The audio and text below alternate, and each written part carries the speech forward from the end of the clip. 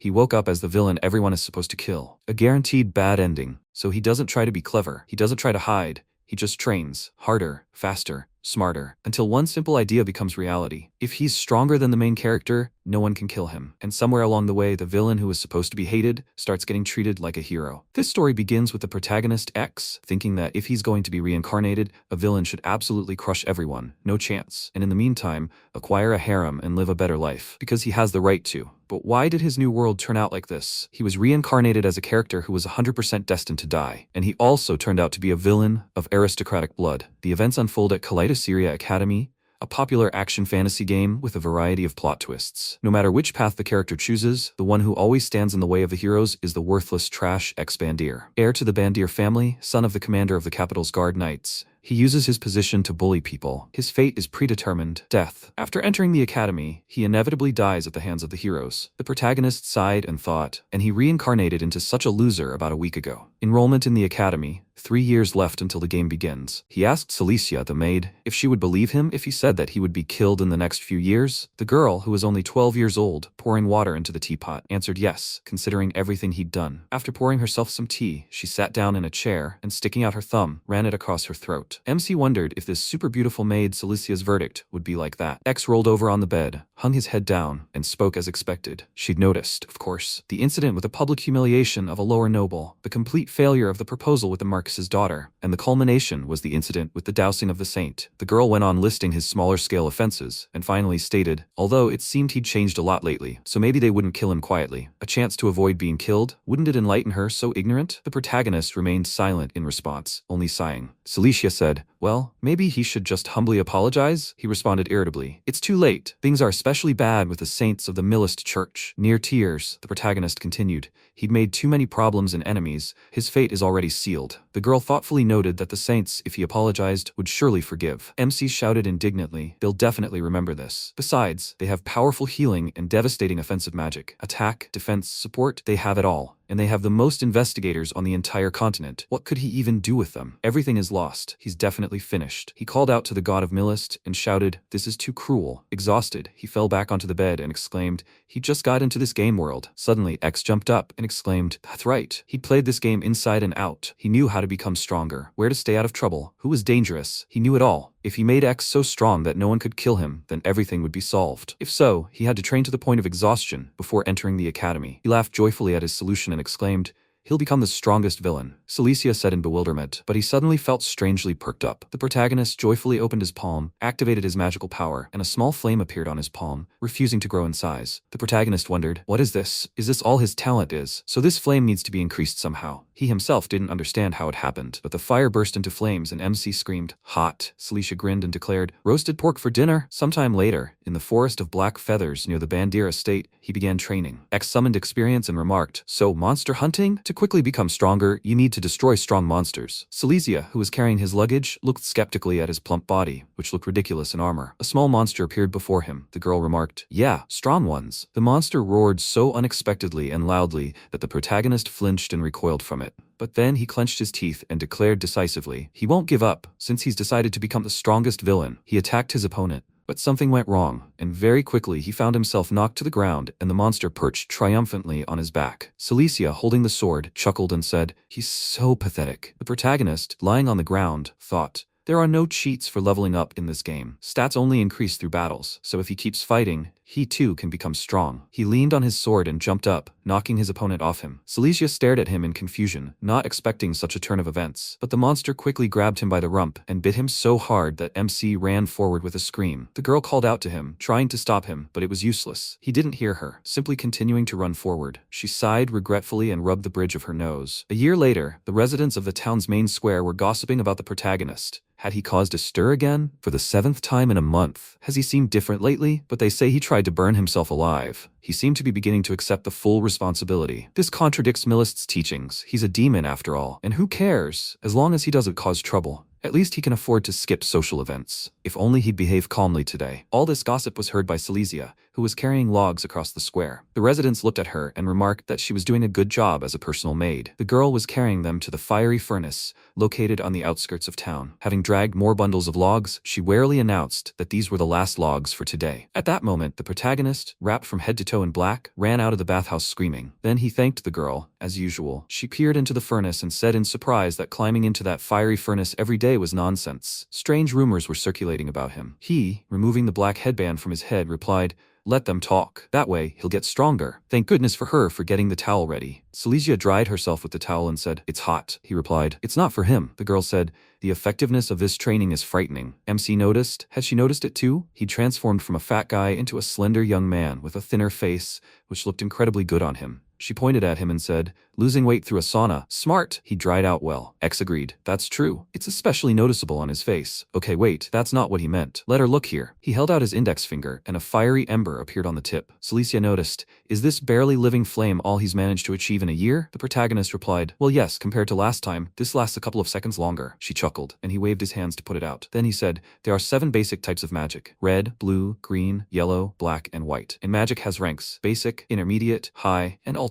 The limit is determined by magical compatibility. Even for adults, reaching a high level is a celebration. Only a few on the continent reach the ultimate. And his type is red fire, and saints have rare healing magic, right? In any case, this inclination needs to be worked on." They looked at each other, and suddenly, Silesia remembered a reception for an important person tonight. "The saint will be arriving. It's time to start preparing," he exclaimed in confusion. Why was she only mentioning this now? The girl chuckled and replied, "He'll run away." The protagonist cursed. Silesia said, "This isn't the saint he poured water on. This is an ordinary social gathering, so to speak." He drawled, confused. "It's all clear.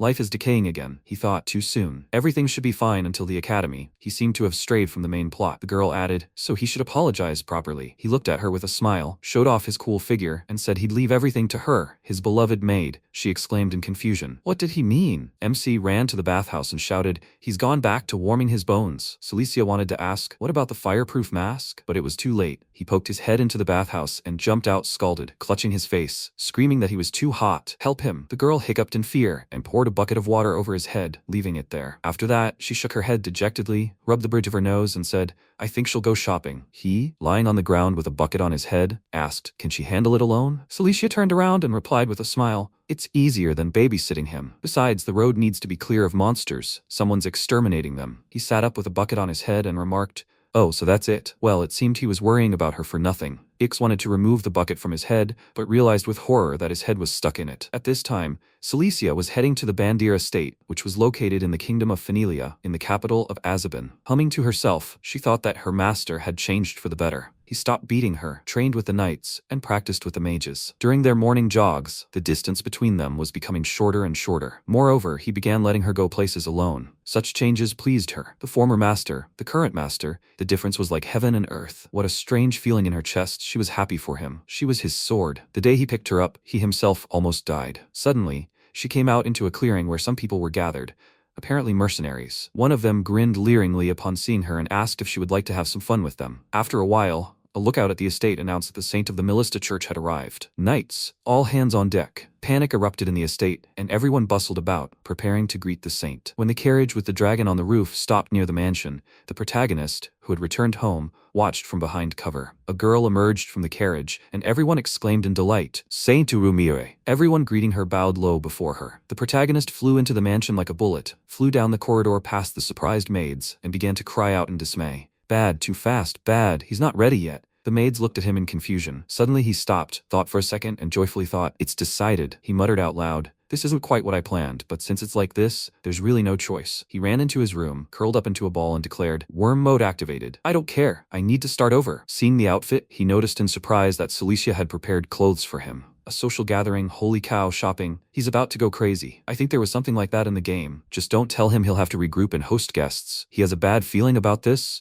At that moment, the mercenaries attacked her, but she vigorously fought them off. The main character shouted, "Who is this little thing?" His ally was indignant. There were 8 of them. At that moment, the protagonist thought, X, known in the game as useless trash, had the power to hinder the heroes for only one reason, his personal maid. She was X's strongest sword, gifted with talent. Her gift, sometimes becoming the main obstacle, sometimes the final boss, stood in the hero's way. But that was all in the future. At that moment, Silesia was attacked unexpectedly from above. She heard the sound of water and looked up in confusion. At that moment, a powerful stream of water crashed down on her, throwing her a considerable distance away. She fell, and the mercenary leader sighed and said, talent, but no combat experience. Ambush should be the first priority. That's why people lose their lives so easily. Looking at her, he remembered his son. They seemed to be the same age. Suddenly, he gasped and wondered, what's wrong with him? First, they'd extract information. Approaching her, he dealt her a powerful blow with his fist, then told his comrades, those who can move, let them clean up here. Looking at the girl, he added, they'll kill her and feed her body to monsters or animals. They're using the local monsters as cover, letting them cut her up and scatter her parts everywhere. Basically, everything according to plan, as usual. That damn saint, Celicia thought dazedly,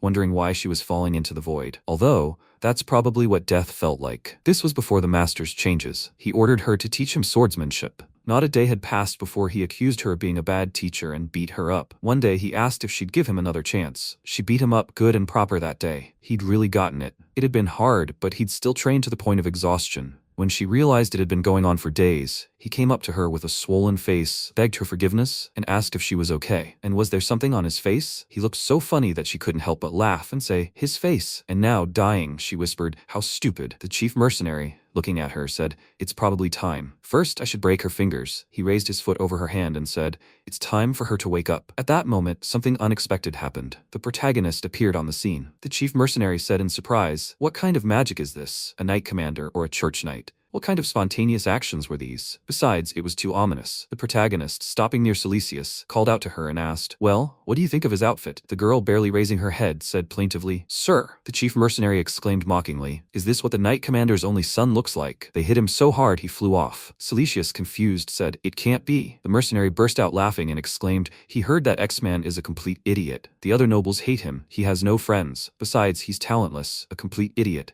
Did he run away from the saint or something? What is he doing? An idiot. He's a complete and utterly spineless coward. MC, lying on the ground, said, what kind of moral attack is this? The girl leaned over him and told him to crawl back. She was attacking them. And suddenly the protagonist remembered there was an event before the start of the main story. An attack on the saint. In the game, they were ordinary bandits. He said out loud, Diores, a cult preaching the absence of gods and feuding with the Millist church. He thought, Diores is the saint's main enemy in the game. The mercenary asked in surprise, how could he know? Especially since he's a spoiled nobleman. The protagonist stood up, shielded Celicius, and prepared to activate his magic power. The girl sadly reminded him that his magic was only good for starting a fire. He replied, don't worry, he's much stronger than she thinks. He thought about magic. It has ranks, elementary, intermediate, high, and supreme. As the rank increases, the range of the magic increases. Training and battles help level it up, but ultimately, it all comes down to talent. X lacks talent. Therefore, he has to take risks. By exposing his body to danger, he can strengthen the desired element. X favors the red type, that is, fire. Therefore, by burning himself, he can surpass a human's talent point. It's nothing short of torture. But X's magic, which previously hadn't even reached the elementary level,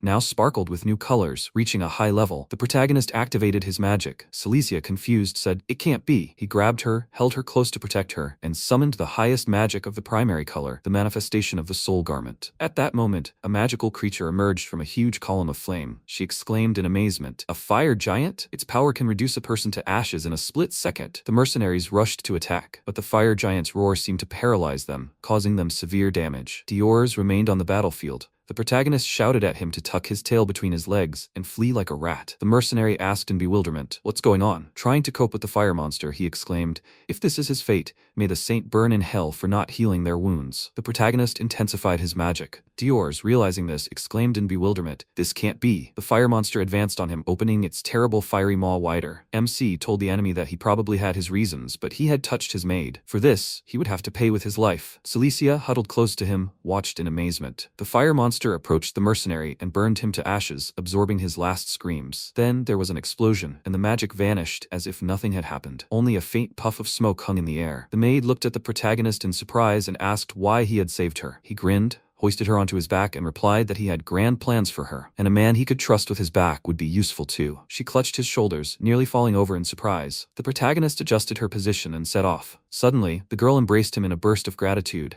and he nearly fell over in surprise. In truth, he was worried about her, the fool. Such behavior, of course, didn't suit X, but he had no choice. He sighed out loud and jokingly remarked, I can't ignore someone in trouble. Celicia rested her head on his shoulder and smiled happily. They passed the charred mercenaries, and he let out a tired sigh. Then he looked up at the sky and said, Fate, let her not dare underestimate him. He will bring her to her knees. Let her wait. He will show her what he's made of. MC was so excited that he didn't notice someone following him. flying through the air. Sometime later in the ancient sky fortress, he was training hard again. Cilicia said a year had passed and he said he would become stronger, but that wasn't the case. The protagonist, sitting atop the stone giant he had defeated, responded, "That's not enough." He leaped off the monster, leaped onto its enormous horn, his cape flying as if it were wings, and exclaimed, extending his hand, "Whoever his opponent is, don't let him think he can kill him." The girl thoughtfully noted that he had indeed changed. The protagonist struck a theatrical pose and shouted, "The result of obsession." At that moment, the horn cracked under his weight, and he collapsed with a loud cry. Cilicia shook her head in resignation, grimaced, and said, "Yes, he has changed, though he's still stupid." MC thought, "The hero, blessed by the goddess Milist, slew the demon lord with a silver sword. In this game, it's a fairy tale everyone knows." Meanwhile, Alice Carmine, looking at the mansion, said, "No matter what kind of knights there are, they all adore heroes." The saint replied that she adored them too. She often wondered what that hero had been like. He must have been a wonderful person. The protagonist thought that in the game, he would inevitably be killed by the hero. 2.5 years had passed since he found himself in the body of the villain named X. All this time, he had been training to avoid being killed by the hero, and he believed that this was how it would be. At the reception hosted by the Bandier family in honor of the Knightly Order's anniversary, he stood to the side, trying not to attract unnecessary attention. He was just decoration. Cilicia had said that the saint was supposed to be at the reception today, and what would happen next was unknown. According to her, the heroine of the occasion was not supposed to come, so he agreed to attend. Although that still didn't make it any easier. The prince might be hated, but he was still human. Suddenly, his attention was drawn to his maid, who, dressed as a jester, was telling something to the guests gathered around her. He was surprised and listened. Celestia spoke. The hero repented and renounced evil thanks to his faithful maid. But the enemy turned out to be vile. He attacked his beloved maid, but the hero tore the enemies to shreds with a flaming sword and saved the maid. And that's what he said. Let him not dare approach his woman. The protagonist wondered in bewilderment what nonsense she was spouting. The saint asked the girl, what happened to the hero and the maid? Her heart was pounding. MC couldn't stand it and also shouted, "No, really, what is she doing?" Cilicia gasped in surprise and rushed toward him. The guest standing near her gave him such looks that he involuntarily shuddered. Because of X's past atrocities, the noble's gazes remained cold, and this was painful in its own way. He asked the girl, "Is everything really that boring here?" She replied, "Well, it doesn't matter. He decided to attend the celebration after all?" The protagonist remarked, "Well, how could he not? If the saint doesn't come, then he'll leave too." Standing next to him, Emilia looked at him with interest. He noticed her too late and was confused. The saint approached him and said with a smile, "They haven't seen each other in a long time." Alice added, "Not since that incident with the water." He thought in confusion. He's been deceived. The protagonist thought in a panic. Emilia Garrett, the saint of the Millist Church, blessed by the goddess, possessor of incredible healing magic. Next to her, Alice Carmine, a noblewoman connected to the Carmine trading house, the largest on the entire continent of Augustus. The daughter of a marquise, connected to countless figures of this world. Characters who, in some scenarios, kill him. Moreover, these two had conflicts with old X. Realizing his reason, MC couldn't think of anything better to do than run away from these girls. Alice calmly noted, and he fled. "Everything as usual," Emilia replied. "She likes this place. After all, this is the best knightly order on the continent. It's quite possible that a future hero is growing up here." Alice replied,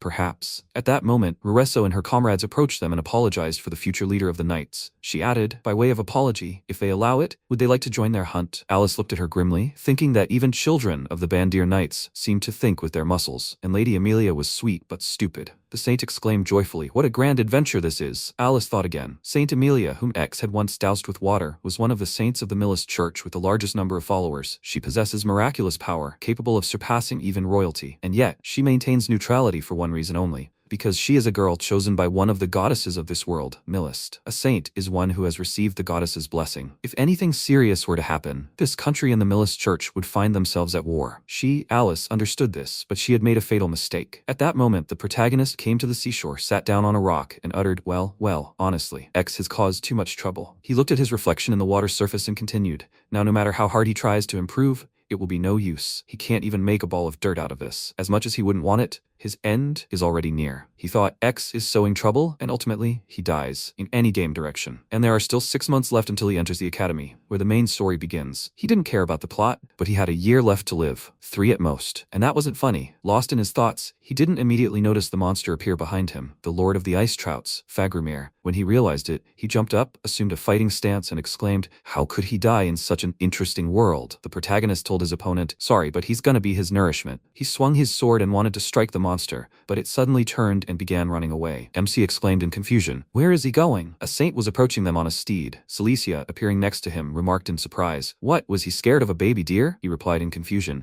"If such a fucker runs away, something must be wrong." At that moment, Emilia appeared next to them and shouted at the protagonist to run. The protagonist cried out in confusion, "What's going on?" The saint caught up with him and repeated, "Hurry up." They'd encountered an extremely dangerous monster. Alice shouted at the girl to run away first. With these words, she spurred her horse on, and the animal bolted so hard that Emilia fell off, dragging Alice down with her. At that moment, the adventurers who had invited the saint on a hunt suddenly appeared out of nowhere, and they were damaged. MC exclaimed in irritation, "What's going on here?" While Cilicia moved everyone to safety, the protagonist thought tensely. He recognizes this from memories from his past life. He was already drifting away from X's original character. He thought the consequences would be minimal before the plot began, but things turned out to be much more serious. The plot was already going awry. Suddenly, a terrifying monster appeared before them, and Cilicia clung to the protagonist in terror. He realized it was a secret boss, famous in the game for sending a ton of players to hell. It was a saint eater, a Jotun. This creature was highly aggressive and relentlessly hunted saints. It was encountered roughly in the second half of the saint's storyline. While Cilicia was rummaging through her backpack for the necessary items, MC said,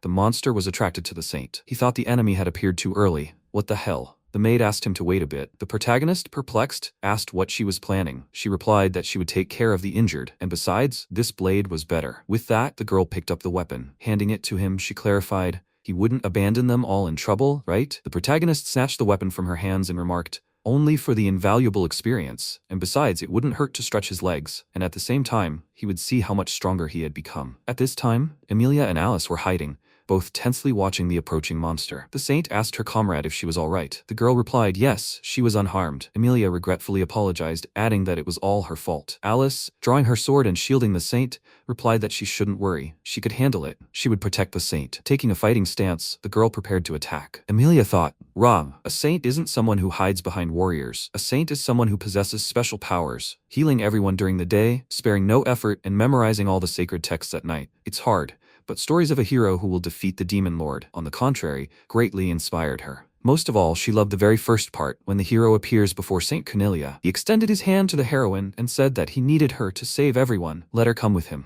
Emilia smiled and thought, of course, she knew such a person wouldn't appear before her. But Alice was there, listening to her stories, albeit with an insincere smile, and the world was full of all sorts of people. There were those who loved her, and those who hated her, and somewhere, there were those she had never been able to save, like Dior's. But she was certain her power was given to her to one day save everyone. Yes, she still doesn't know how to fight properly, but she can't stand by. The girl jumped up and stood next to Alice. The noblewoman turned to her with alarm. Why was she doing this? Emilia activated middle-rank holy white magic and summoned a sacred shining circlet. But the monster, to the girls' that utter amazement, neutralized her magical attack and was about to destroy them both, but at that moment a black monster appeared, ready to attack with a saint eater. Emilia exclaimed in confusion, what is this? Is this a fire giant? The main character appeared next to her, looked at his hand and said, beautiful. He stood in front of the girls, shielding them with his body, and said, excellent toy. These are the kind of parties he's always ready to come to. Emilia asked in bewilderment, why didn't he run away? Alice also stared at him in utter amazement. The protagonist replied that he wanted to leave, but they had served him the main course. He couldn't refuse it. Drawing his sword, he exclaimed,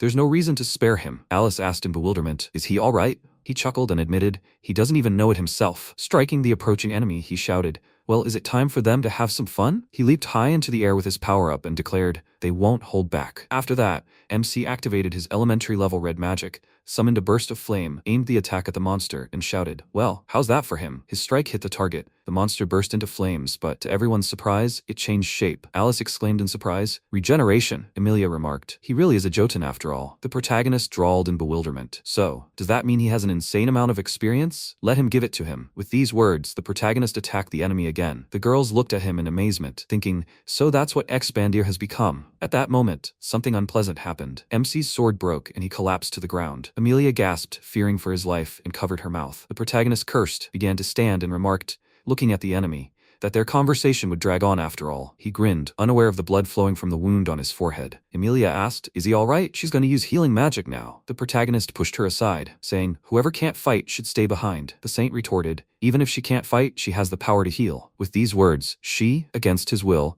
extended her hands forward, and activated healing. As she summoned, the image of her goddess appeared above her head. He looked at himself in surprise, noticing that all the wounds and pain were disappearing. MC thanked the girl, drew Alice's sword from its sheath, and said, "Saint, then let her cover him." Amelia exclaimed, understanding, and activated her defense. He stood in front of the monster and thought, normal attacks don't do much damage, something stronger is needed, and he'll start with motivational words. He held the weapon forward and declared, "He is the strongest villain." Alice gasped, her sword. The protagonist knew X had no talent. His magical power had increased thanks to training on the brink of death. However, he still couldn't properly control it. The monster roared, its roar chilling. The protagonist noted that this power of his was self-destructive to the mage. That's precisely why X hadn't tested the limits of his power, out of fear of death. But now Amelia was nearby, possessing the best healing power in the world. MC said, "Saint, he'll give it his all. If he makes a mistake, they'll all turn to ashes." After that, the protagonist extended his hand to her and added, "That's why I want her by my side. She's his heroine." The girl exclaimed in confusion, "What did he just say?" The protagonist activated his magical power and thought, "It's just a chemical reaction." Using green wind magic, he fed pure oxygen into the red flames, accelerating the combustion reaction to its limits. Amelia reached out to him, terrified, asking him to wait, but he was already sealing the flames with fireproof rock and compressing them. Eventually, the temperature was trapped inside. It rose above 6,000 degrees and shone with a silver light, taking on tangible form. Even the enemy was momentarily stunned. MC braced himself for an attack, holding back his most powerful blow. Amelia exclaimed in amazement, "A silver sword?" The protagonist looked like something out of a legend.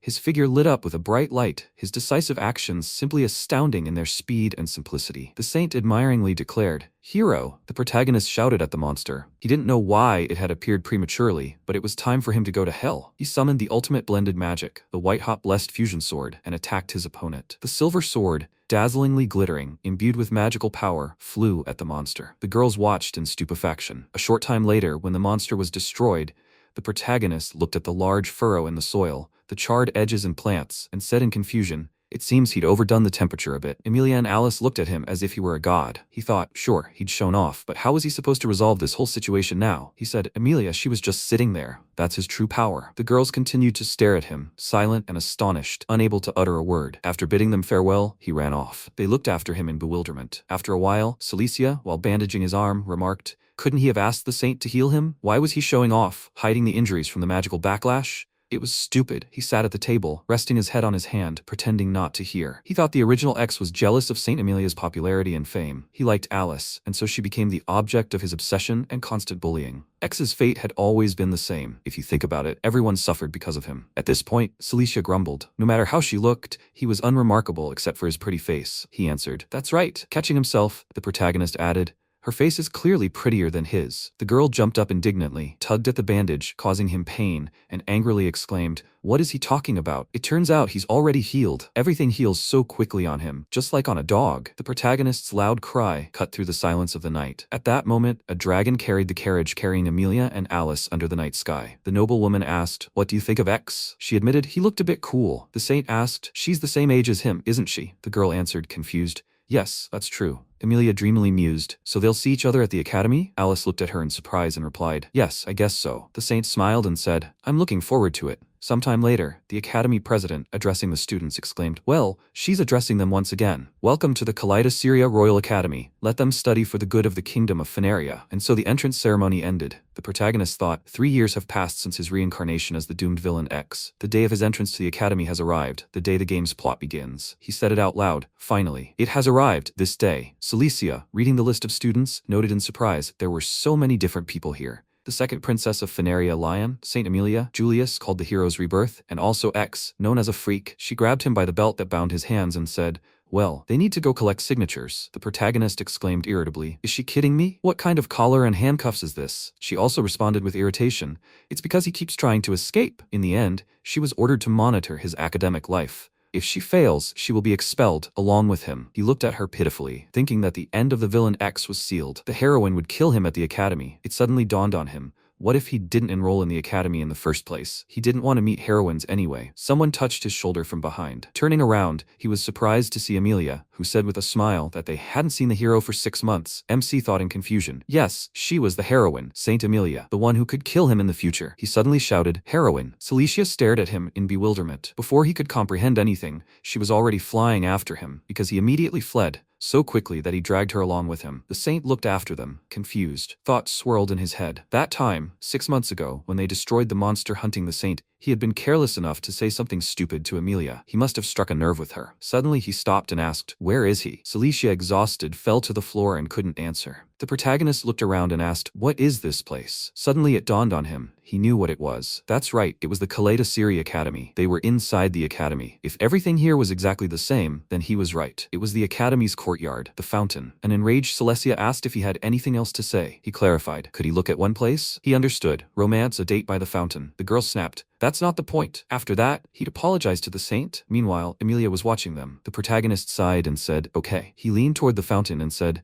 "So that's how they do it." With these words, he turned the animal head, which was a stone decoration on the fountain, to the side and exclaimed, "Bingo!" Emilia, who had joined them, stared in surprise at what she saw. Celicia exclaimed in amazement, "There's a secret entrance under the fountain." MC noted that the academy was built on a level system. Emilia exclaimed, "It's a dungeon, and she's inviting them in." Both the protagonist and Celicia flinched at her voice. He cried out in surprise, asking how she'd gotten here. He'd run away with all his might. The maid was horrified. They hadn't even exchanged greetings. That was an insult. You could be hanged for that. The saint, frightened by such a reaction, asked the protagonist to calm down. He asked in confusion, did she just call him a hero? The saint raised her hands and said, "Please forgive her. After all, he and Alice had saved her 6 months ago." She wanted to thank him. The protagonist asked where Alice had gone. He wondered if she was one of the heroines capable of killing X. Emilia replied, "Her family are the richest merchants in the world. The church representatives are simply keeping their distance." Celicia said, "That's why the saint came herself." The girl asked to be addressed only by her first name. She happily asked, "So, are they going inside?" MC pointedly addressed her as a saint, saying that it was too early for her to come here.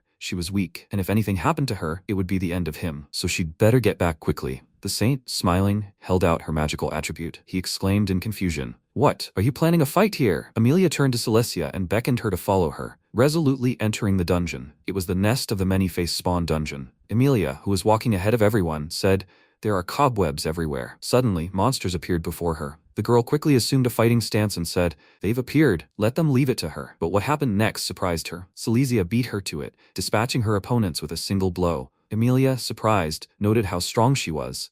But she too would not give in. Before the protagonist could stop her, the girl charged at the new monsters, easily defeating them. Suddenly, she rushed forward with a cry of victory. At that moment, arrows flew from the walls toward her. The protagonist, fearful for her, shouted, "Trap!" Emilia, not hearing him, ran screaming, "Chest!" He shouted, "That could be a trap too." And so it turned out. Her allies rushed to her rescue. In the end, everyone was pretty battered and had taken a fair amount of damage. The saint said she would heal them. The girl used her magic power. MC, examining himself, noted in surprise that the effect was faster than 6 months ago. Celicia, confused, noted that she actually had goosebumps. It felt completely different. Emilia sheepishly apologized to them, adding that she was too excited. It's just that this is her first time doing this, with friends. And it's so much fun. The protagonist stared at her, confused. The maid laughed. Well, ex-first friend. Come to think of it, she hardly has any friends either, Celicia countered. Actually, she has quite a few friends. She's an active participant in nightly sports competitions. She and the maids often have barbecues and go shopping in town. Their argument was interrupted by Emilia's worried cry. She called out to them and said in surprise, "A jacket," and sure enough, she was holding someone's outerwear. The protagonist, perplexed,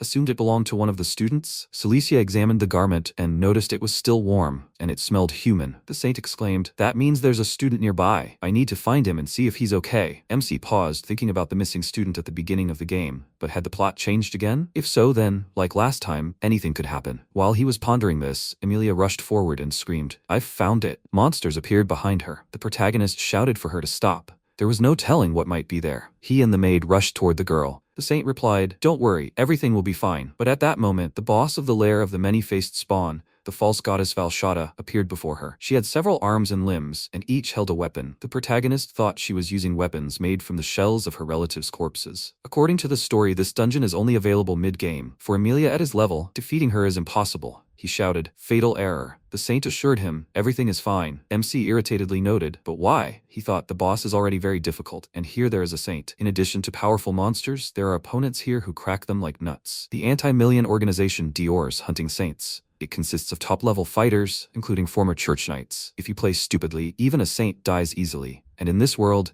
the continue button does not exist. Emilia activated her magical power and shouted X. Let him trust her. She summoned holy magic of the highest rank, and Celicia watched in amazement. The saint also summoned the hidden world of holy commandments, and a powerful defense formed in space. She screamed furiously. Never again would she allow her shield to be broken. The boss couldn't penetrate her defense. The protagonist thought in surprise. In the main game, Emilia was just a support healer, and her level should still be low. But he ran as fast as he could, and yet she still followed. She swung her mace and crushed monsters. After all, she even took the boss's blow. Most likely, she began training 6 months ago, to avoid dying in this absurd world. Just like him. The saint turned to him and said with a smile, she had been training defensive and healing magic with all her might, but offensive magic was just not working for her. He wouldn't finish the monster for her? The protagonist chuckled and said, well, I guess I'll have to. Celicia remarked, then she'd focus on support. At that moment, the boss attacked, her black projectile flying at him. He carefully eyed the blade and activated his spell. At that moment, the maid jumped up, cut the projectile and shouted, if he can't move because he's preparing the spell, tell him immediately. MC responded with a smile. He knew he could rely on her. Thank her for that. You'll strike the enemy now. Let them get ready. The protagonist activated his magical power and turned to Emilia. The girl responded to his call and strengthened his defense. He summoned supreme red magic and unleashed a hellish spear of ominous flame,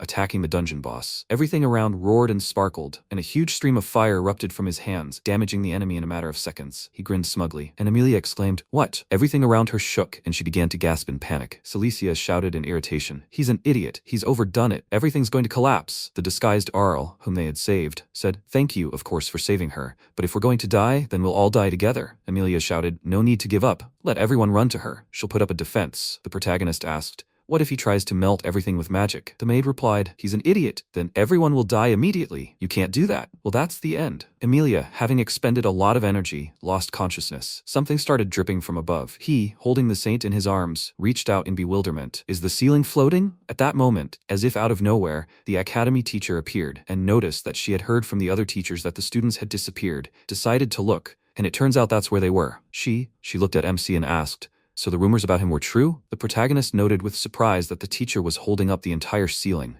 He muttered out loud, it's annoying. Every other guy here is an overgrown muscle man. The teacher called them insolent and, using magic, dropped a stone on each of their heads. After that, she told them to tell their supervisor that Zines, the teacher, had found them. The protagonist thought he'd seen her somewhere before. The woman added, addressing him, let him focus on his heart. It's the source of his magical power. If he learns to control it properly, he'll become much stronger. He replied, surprised that he understood. Ultimately, the event with the rescue of the ordinary students ended successfully. The allies left the dungeon. Zenas called after them, well, that's a funny turn of events. She didn't expect that. Arl remarked that she didn't think she'd run into a saint. The girl turned to the woman and said, she could leave everything as is. Zenas replied, she can't let her sweet student die. She remembered what happened 3 years ago. Some idiot went out of control and tried to kill the saint of Uramire. In the end, it didn't work. Someone intervened, and that idiot died too. Arl replied, she won't forget that. She would personally tear apart whoever did this, along with the saint. Zenas noted that they had to change their plans. They were supposed to quietly infiltrate the academy and prepare everything for the assassination. Arl removed her mask and said, but they tested the saint's capabilities. For a first mission, an excellent result. Although, the abilities of X and his group also exceeded all expectations. But they are still stronger. Zenas patted her head approvingly. The girl continued,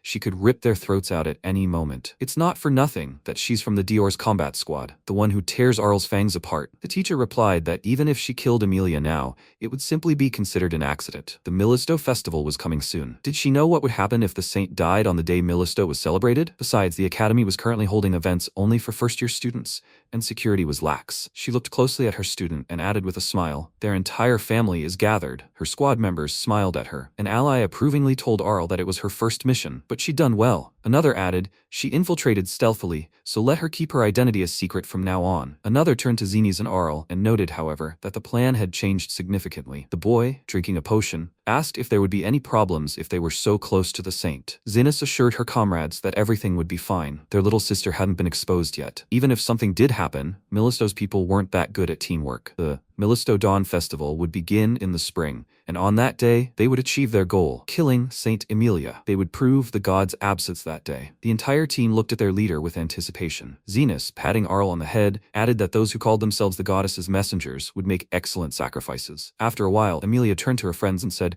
her class is here. They were silent, and she repeated, here. The protagonist looked at the ceiling. Celicia gave him a painful shove in the back.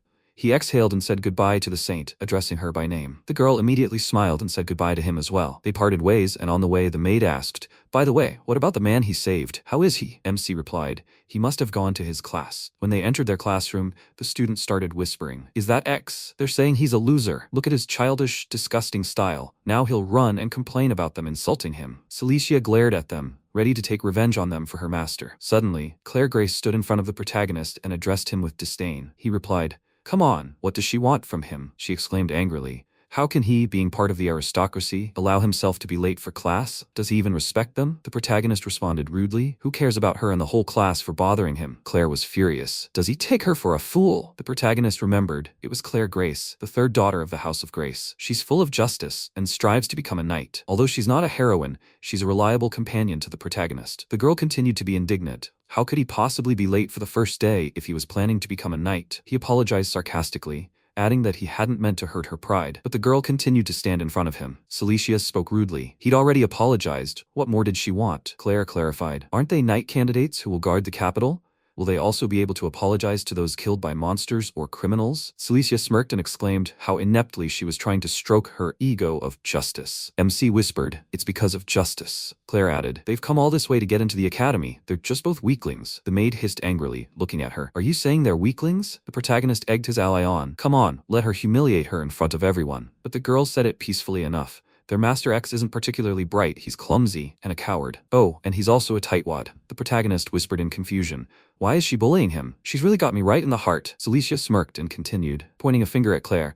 But let her be sure that she, Cilicia, is definitely stronger than her. Grace, the daughter of the crowbar, drew her sword and clarified. She wants to fight. Trying to pull herself together, she asked, "Is she serious?" Cilicia replied, "If she's scared, let her say so." The girl countered. "She's a knight, and she has nothing to fear." The maid, bringing her face close, shouted, "She still has a chance to apologize." Claire retorted, "Bandir are pathetic knights. She'll lose quickly." At that moment, the teacher entered, separating the girls with a slap on the head, and announced that fencing lessons would begin tomorrow. That's where they would test who was stronger. Both girls exclaimed in unison. They agreed. A little later, Claire shouted, "X," grabbing Cilicius by the cheek. "Duel!" The maid, grabbing her nose, told him, "Come on, let him do it." He objected, perplexed. Why the hell should he fight? Claire pointed out that she didn't agree to fight him. Cilicius responded mockingly, "What, is she afraid of losing?" Her opponent shouted, "What nonsense. If she loses, she can do whatever she wants to her." The teacher exclaimed in confusion, "What are they planning?" Sometime later, at night in the Bandir household, the maid, pouring a bucket of water on herself, asked MC, "Do they really need this?" "Well, it looks like they found her weak spot." He drawled, "No." He thought, he knows about Claire's bad relationship with her and her family. But what would victory taste like if she lost because of it? At that time, Claire was also pondering this. Training. It was about a year ago. Those were the days before entering the academy. With the help of friends, they were determining the hierarchy in their family. That day, she lost a duel to her older sister. She told her then that in their family, strength is power. Her sister leads the Knights of House Grace, fighting criminals and monsters, guarding the border. She also wanted to join them. She did a job that no one liked, and one day her father rudely told her to go to the academy. She's not like them. In other words, she was simply kicked out of the house. Her older sister then tried to soften her father's words. She told her she was smart, but too self-confident. The academy would help her figure herself out. Claire smiled bitterly at the memory. She wanted to become strong enough to proudly take her place as a knight in the family. But at the academy, she wanted to use her strength to gain respect and recognition. She began to practice her various sword thrusts more diligently and thought, she'll get stronger. If she loses now, there won't be a second chance. She can't lose anymore. The next day, in the training grounds on the academy grounds, the opponents clashed head-on. Claire told the protagonist she'd heard he used to be quite the wimp. He replied with a grin, "Anyone can improve." Arl, sitting in the spectator seats, asked the students if anyone wanted to bet on X to win. "Let them know. Bets will soon be closed." The students chatted among themselves. The men from the Grace family are incredibly strong. Every one of them is an overgrown monster, and this girl is no exception. One boy remarked that Bandir are also renowned for their strength. They replied, "That worthless X is only tarnishing his family name. What fool would bet on him?" Someone drawled, "Oh well, at least they'll get to watch the beating." At that moment, Emilia called out to Arl and said she was betting on X. All the students were confused. "Oh, come on, a saint!" Emilia called out Arl's name and placed her bet. The protagonist looked at the stands and said, "It's a bit loud." The girl replied, "He shouldn't worry about that now. She'll cut through anything in her path." He grinned and said, "Excellent." Claire lunged at him, swinging her sword, and shouted, "He won't be able to block that blow." MC, dodging her attacks, noted that her technique was good, but he'd prepared in advance. Last night at the Bandir house was spent training with Cilicia. At one point, she exclaimed, "She won." These are the basic techniques of the Grace family. She said the basics are built on strengthening the body and a powerful thrust, and yet their technique is very elegant. He asked, "How did she learn it?" The maid replied that a member of the Grace family had once stayed at their house. He joked good-naturedly, "Oh, so that's what she learned back then." The girl, not reacting to his jokes, joked in retaliation too. Well, yes, he was peeping. He must have a pretty good memory, it turns out, since he even remembered that. He sheepishly thanked her for the lessons. Cilicia remarked that she had a special body.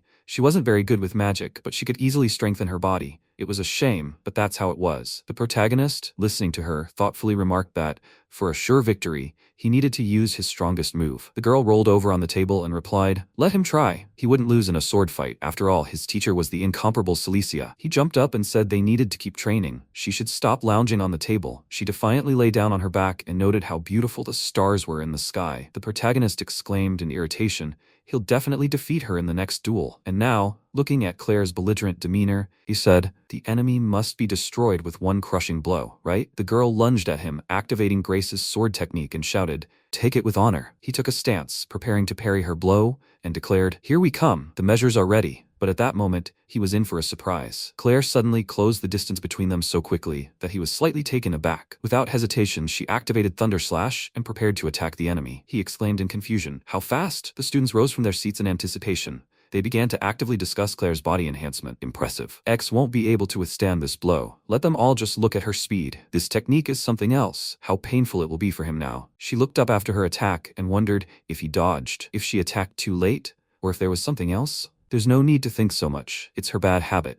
Godon is too tiring and leaves a huge gap in defense. The spectators looked at the large cloud of dust and asked, what happened? Was he already dead? She thought she raised a column of dust to hide the gap after the strike. She saw X standing to the side and asked what he was even doing. He asked with a wide smile, "She needs time to charge this technique, right? He will wait for it." She gritted her teeth in anger and said that this was too primitive a provocation. She swung her sword and thought that she only had this and nothing else. He, with a self-confident look, loudly announced that the second round was beginning. She ran forward very quickly, and he looked at it and thought that in the game, it looked like a normal dash, but in reality it was wind magic. Using the wind as a thrust, maximum speed is achieved, after which the transition to strengthening the body occurs. If you make a mistake in controlling mana, the body will fall apart. You instinctively want to dodge this blow. It smells of death itself. He always pondered his death. It has been 3 years since he was reborn as a villain destined to die at the academy, with the thought that death is inevitable, no matter what he does. However, when he fights, only in combat can he forget about everything. At the moment of Claire's attack, he struck back and broke her sword. She was surprised by this and wondered,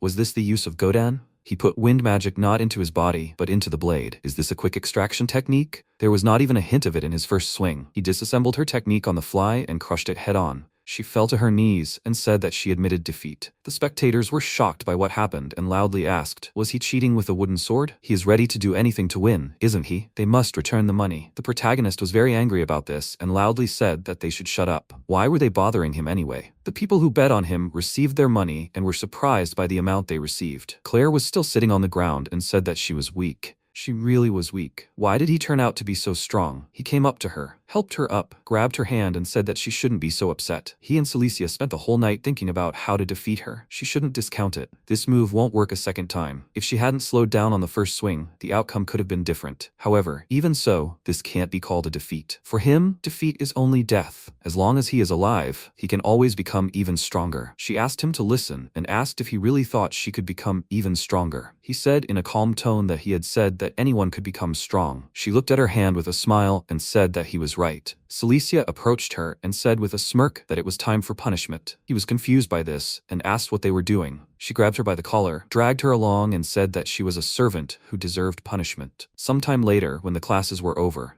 Claire called her loudly and asked if this was even normal. She said in a calm tone that everything was just perfect. She said with a displeased look that this was too much. Okay, the maid uniform, but they were in the Millist temple. She said with a smirk that in such an outfit, she could become a servant of the Bandir family right now. She said with a displeased expression that she would regret this. She called MC and loudly asked, is he absolutely sure she can become stronger? He covered his eyes with his hands, and Cilicia loudly called him and said that he is not allowed to look at her. The girls approached him and loudly said that they should tell her how to become stronger. The saint's robe is only part of the tradition. He is not allowed to look at her. He hit them all on the head with a book and said that they should quickly go home. Later in the academy alley, Alice, with a slightly displeased look, said that it was as always noisy because of these Bandira. Rerez, with a displeased expression, loudly said that because of her denunciation she was stripped of her title and inheritance. Now she will not be able to become the commander of the knights. Later, in the tavern, Emilia asked why she was dressed like a maid on a day off. Claire said that Cilicia said that if she wore this outfit he would then train her. She was confused by her answer and asked if she had really said that. She was indignant and asked, by the way, why were they in ordinary clothes? They said she was simply hiding her identity. It was her usual day off today. X sat next to her and thought that 3 years had passed since his transformation into a doomed villain. When he entered the academy, he expected the worst, but now he was calmly sitting, drinking coffee, and enjoying the day. He was not used to a quiet life, but there was a reason to come here. Claire called her and asked if she had only invited him. Should they really have come too? Amelia said with a smile that the more people, the merrier. He thought that, as he understood, someone had invited him through her to chat. Alice Carmine, daughter of the Marquis house and heiress to the largest trading company on the continent. According to the plot, this is where his feud with the hero Julius begins. There is a potential threat to life. As he understood, it was she who wanted to meet him, and of course he has his guesses. Firstly, the incident with the marriage proposal he made in childhood. Secondly, he melted the sword he took from her when he saved her 6 months ago. Apparently, it was a legendary blade. Upon hearing this, Celicia was shocked. Since entering the academy, he had been avoiding her, but unfortunately, Amelia somehow magically managed to bring them together. He saw Alice, said hello, and she called him and said welcome to her cafe, Nia Delhite. Celicia called her and said that she completely misunderstood the previous lesson topic. Claire called her and said that she relied on her too much. She was a little confused by this, apologized to her and asked if she knew what the market price of riding dragons was. Amelia said that she also wanted to ask something.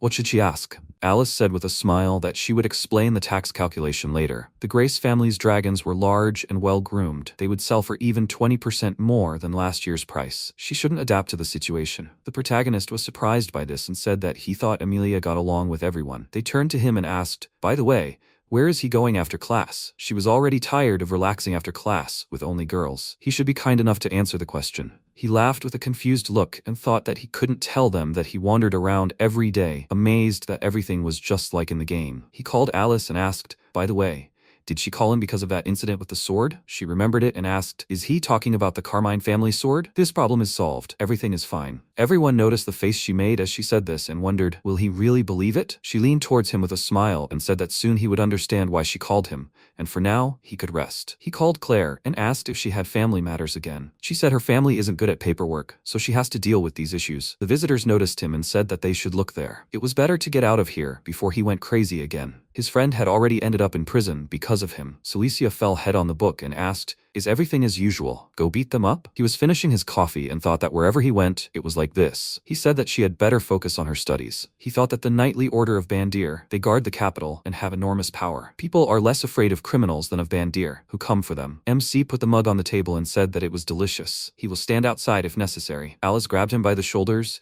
and loudly said that he should sit here. She turned to the people and loudly said that they should listen carefully. This was her establishment. She would not allow anyone to spread false rumors here, even if it concerned the Bandir order. So, they should calmly wait until the bread was baked. If she found out that they continued to talk nonsense, basically, she would kill them on the spot. The people were surprised by this, thanked her, and said that since this place was under the protection of the Marquise's house, it meant it was safe and they could not fear their order. He called her with a smile and said that he was also grateful to her. She said that when he saved them, she realized that he was falsely considered a bad person. She hoped that her speech did not seem too pretentious. The girls said that they thought it sounded normal. It turns out that it is not necessary to beat people to silence them. Alice with a smirk said that now they have a connection with Bandir and the Grace family, if the saint also approves. X asked in surprise what that sly expression on her face was. Amelia called him over with a smile and said it wasn't for him to talk about it. She approached her and said she should make more friends for the future. They weren't really interested in talking to her. For some reason, only Arl was nice to her. He said she was the one they saved in the dungeon on admissions day. Claire said she'd like to go there too. Alice said she still had a few work-related issues to sort out,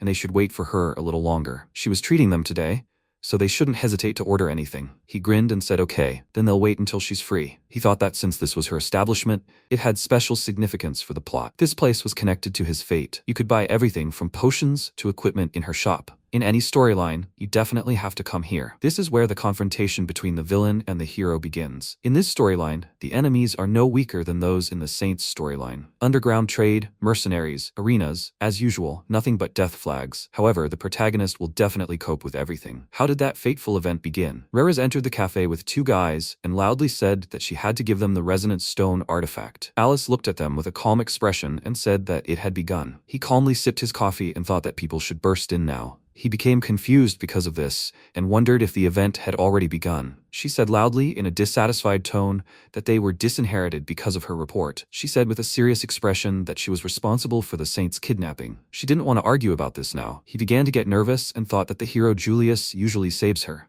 However, for some reason, he was still not here. This meant that the plot had changed again. She pointed to the side and said loudly that this was why she called him. Now he would tell them everything. He asked indignantly why they were bothering her. He got up from the table and thought that most likely, because of him, the usual plot was changing dramatically. He quietly asked why all sorts of annoying characters were always sticking to him. Rurs did not hear this and loudly asked what he was muttering under his breath. If he wanted, she would help him talk. He came closer, called her by name, and asked with a smirk, since when was such a dog like her allowed to talk to him like that? She got angry because of this and loudly said that he was no better than her. Alice called him and said that she apologized for dragging him into this. She did not want a conflict with Bandir because it could lead to a long feud. He confidently said that she did not need to worry because it concerned him too. Besides, it's always better to leave such fun showdowns to him. The situation will get complicated now. Reres waved her hand and said loudly that since they can't solve everything like that, they will use the method of solving their family's problems. They simultaneously pointed their swords at each other,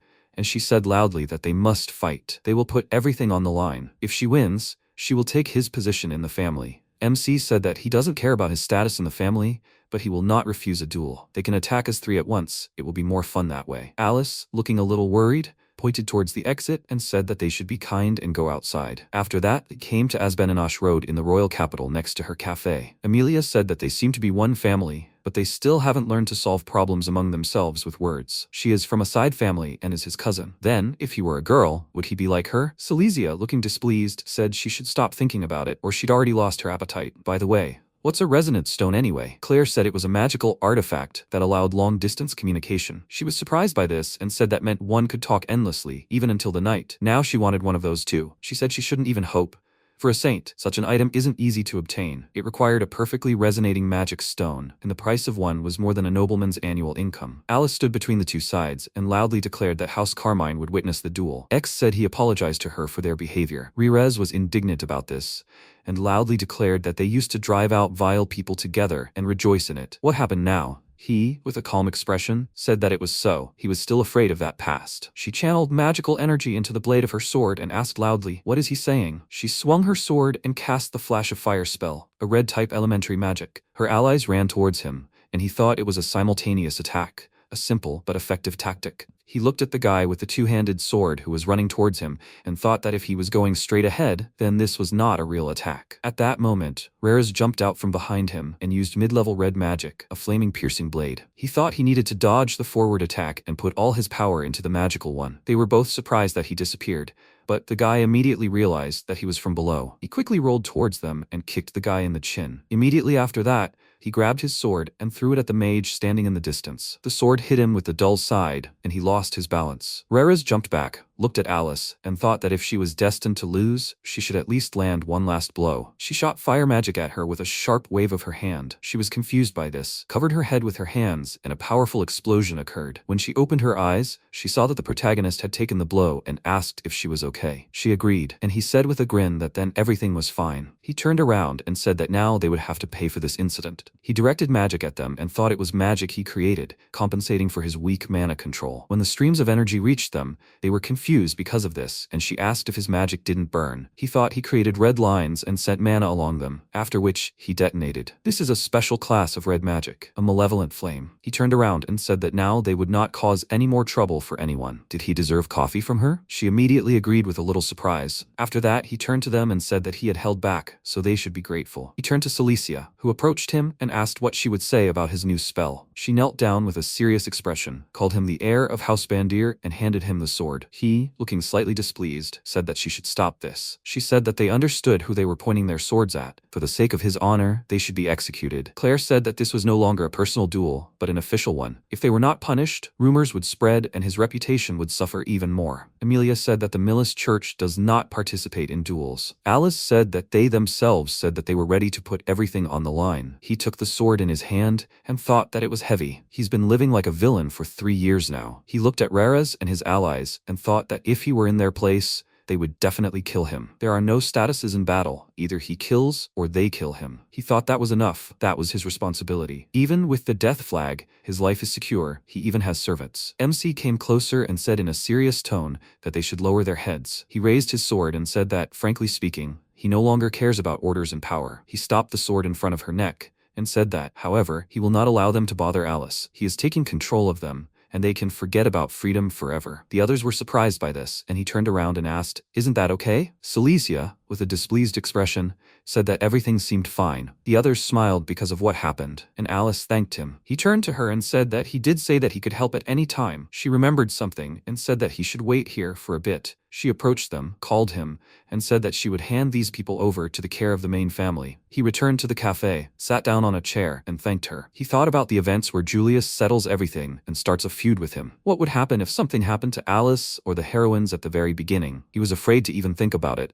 Alice returned to them, called his name, touched his face, and said that he should turn to her. She attached the artifact to his earring, and he asked in surprise, "Is this a resonance stone?" She, with a joyful expression, said that it needs to be filled with mana, and then it will be possible to speak through it. With this, he will always be able to help her. She showed the same earring she had and said that they should build a wonderful future together. Everyone was shocked by this, and he agreed with a confused voice. She said with a thoughtful look that, however, what if there is another way to use it? She did bring the stone from home. I wonder if rumors have spread about this already? Later, they were walking down the street, and X said that today had been a hard day. Claire said that her heart was pounding so hard. Emilia said that she had healed the wound on his back and would now go back to the cathedral. She waved at them and said that then, see you at the academy. He turned around and said that then it was time for them to go home too. They both agreed, and he asked what they were having for dinner today. He was a little confused and asked if she lived in the dorms. She said with a smile that she had already moved. Since he was taking Rares and the others with him, he should take her too. He was surprised by her determination, and she said in a cheerful tone that from now on they would train every day. They went to the carriage, and he thought that the event that was supposed to happen had already been distorted. He couldn't even imagine what this distortion would lead to. However, the main thing now is something else. Where is the game's protagonist now? A masked man stood on the roof nearby, watching him, and saying that he didn't even think that one rumor about the resonance stone would be enough. After all, reality is very different from rumors. He called him a villain, and said that the three saints of the Millist Church, the absence of a god, and the Bandir family. He thought there would be a three-way fight, but everything turned out to be much simpler. Julius removed his mask and said that in that case, everything is going according to plan. The story begins to accelerate. By the way, after this, a rumor spread that he and his henchmen caused riots in Alice's shop. Sometime later, Zanus called Arl and said that the day of the saint's murder is near. Before that, she must get closer to Emilia. It was unlikely that this would happen, but even if they were alone, she had to restrain herself. After that, she asked loudly, with a displeased expression,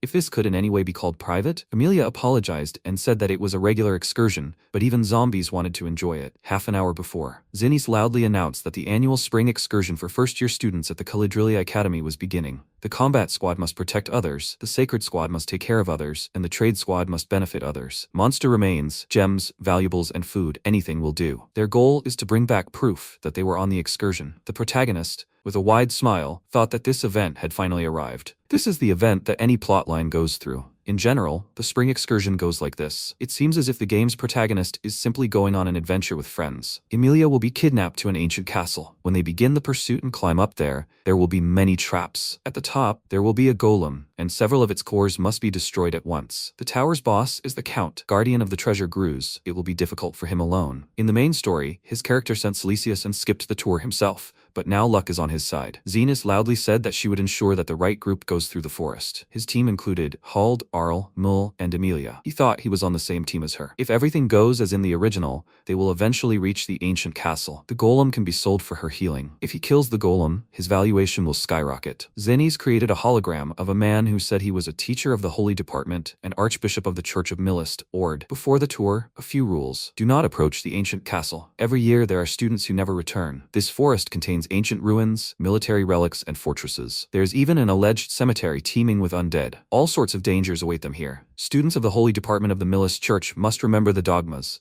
They must make their neighbors smile. They must never forget that. With their permission, the spring excursion begins. MC joyfully called his squad, but ran into Julius. He looked at him and thought He's the protagonist of the Caladrilia Academy. How will he behave in this distorted route? Sooner or later, he'll have to think about the conflict with the villain. If he simply becomes stronger than him, everything will be resolved. Just let him try to put on a sad expression. Alice waved at him and said that there was everything here, from healing potions to maps and knives. Everything was here, so they should definitely stop by. They all approached her, and he said that means the trade department is responsible for supplies. She said that they would also be evaluated on how well they understood materials obtained from monsters. She handed over the sweets and said that she was indeed Arl. She also handed Amelia some clothes and asked her to put them on. She turned around and called the other two members of his squad. After the recent scandal at Alice's shop, these two were defeated by him and went under his command. She handed them one bag each and loudly said that they should take everything at once: provisions, potions, a map, and weapons. She called them by name and with a friendly smile said that from now on they would only shop at the Carmine family. Then she would forgive them for what happened. X, with a slightly confused smile, pointed at himself and asked, "What about him?" She said that he should look after Lady Amelia. He grabbed them by the collars and dragged them along, and Arl, with a thoughtful look, said that for the future knight of Bandir, such a walk with a saint was a mere trifle. She could only heal scratches, but with a saint nearby, there was nothing to fear. He approached her and asked, by the way, had she done something? Otherwise, why had she been put in such a problematic group? She said that the sacred section had decided that it was dangerous to be around the saint, so they added her here, so she was practically her only conversationalist. For example, she didn't understand how to change clothes properly, or didn't know how to use the toilet. Amelia covered her mouth with her hand and said that something else was more important. So where were they heading? He laughed maliciously, pointed to the side and said loudly that of course they were heading to the ancient castle. If they killed someone strong there, everyone would immediately become quiet. She said that, however, they had been told not to go there. He said loudly that not only were there vile rumors circulating about him, but now they had gotten to the saint too. That's why he would silence them by force. Old, surprised, said that it was understandable. He was like a knight, doing this for the honor of the saint. It was so romantic. The protagonist ran after him, and Mule thought for a moment and said that it turned out that Julius also went towards the castle. He was surprised by what he heard and thought that for sure he was looking in the same direction at the start. Because of this, he walked ahead and loudly said that they should move faster. They ran, and Amelia said that, by the way,